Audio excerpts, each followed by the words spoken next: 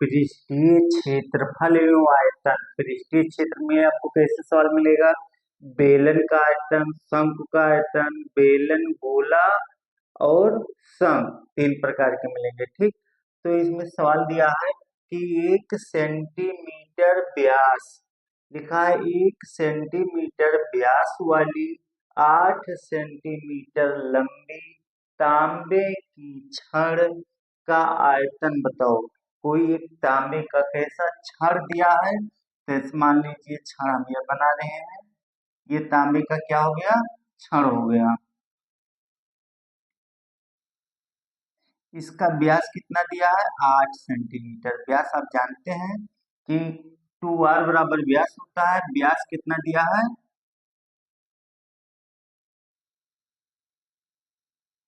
1 centimetre. व्यास कितना? 1 centimetre. और ये क्या हो गया? ये हो गया छड़ की ऊंचाई। ठीक, छड़ की ऊंचाई यहाँ से यहाँ तक की कितना दिया है? 8 सेंटीमीटर। ध्यान दीजिए, तो ये छड़ किस आकार का होगा? बेलनाकार होगा। छड़ कैसा है? बेलनाकार। तो यहाँ हम लिखेंगे छड़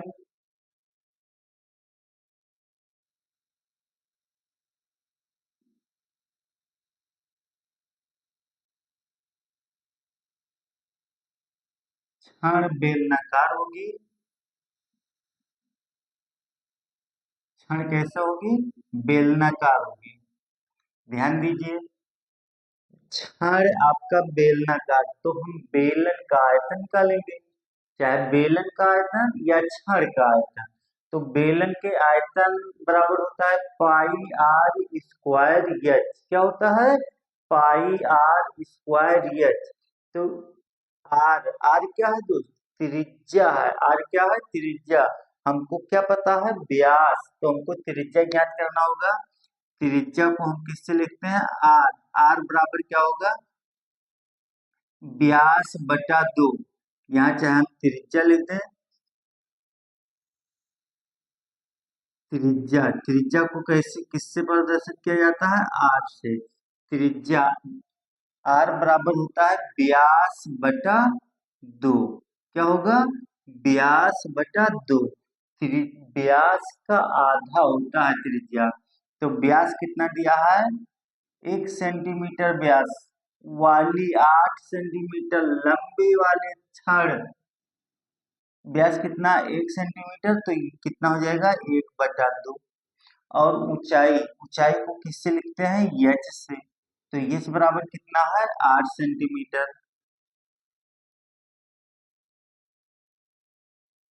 यहाँ त्रिज्या कितना आ गया?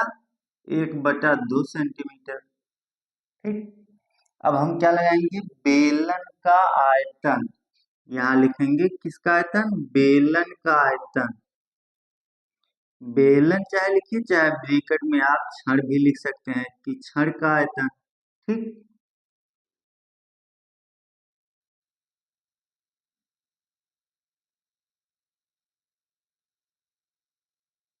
तो बेलन का आयतन बराबर होता है पाई आर स्क्वायर एच।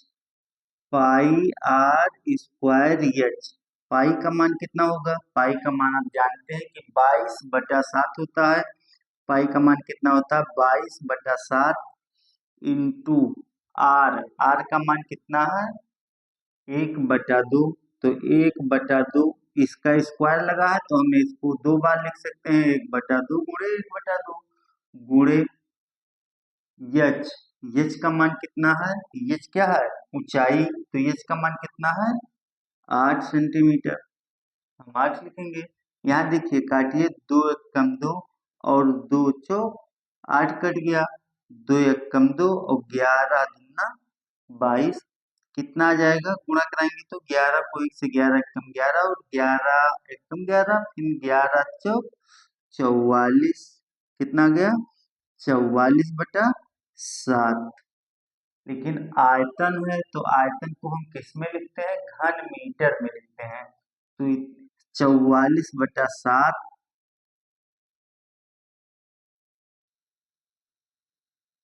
घन मीटर, यही आंसर हो गया। ठीक, चाहे घन मीटर लिखिए चाहे सेंटीमीटर क्यूब लगा दीजिए, घन मीटर लिखिए। आयतन का मात्रक क्या होता है? घन मीटर होता है।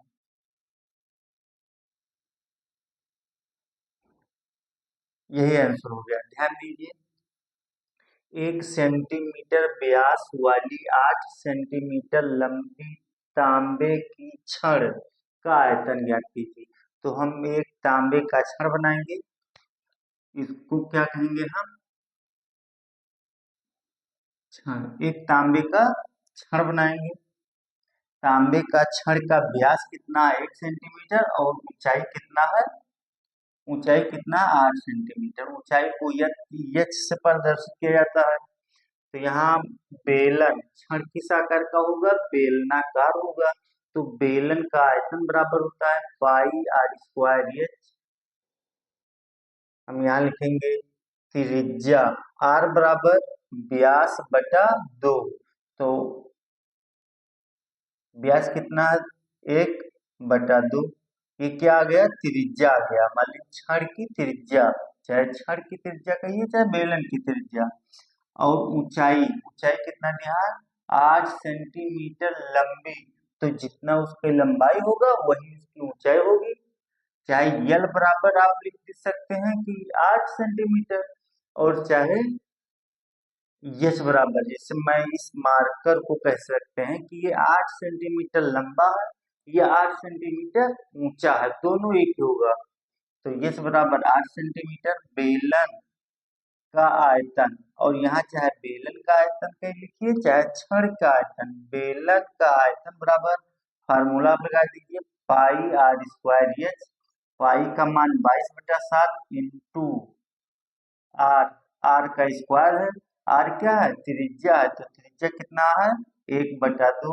तो 1/2, लेकिन इसका स्क्वायर लगा है मतलब कि 2 बार लिखा है। 1/2 इंटू 1/2 गुणे एच। एच का मान कितना? 8 सेंटीमीटर। 8 सेंटीमीटर, 2 से काट दीजिए, 2 एक कम 2 और 2 चौक 8, 2 एक कम 2, 11 दूना 22। अब गुणा करा दीजिए, 11 एक कम 11 और 11 चौक 44। यहाँ 7 एकम 7, 7 एकम 7, 7 एकम 7, कितना आ गया आपका आंसर? 44/7। और 44/7 क्या है? आयतन है। तो आयतन का मात्रक घन मीटर। तो यहाँ 44/7 घन मीटर। यहाँ एक लाइन और बढ़ा दीजिए, अतः छड़ का आयतन,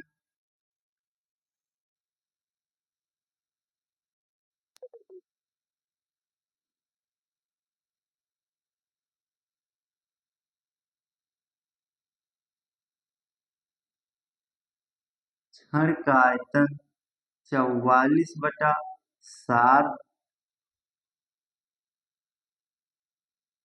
घन मीटर। यहाँ भी आंसर अब सही है और यहाँ भी आंसर सही है।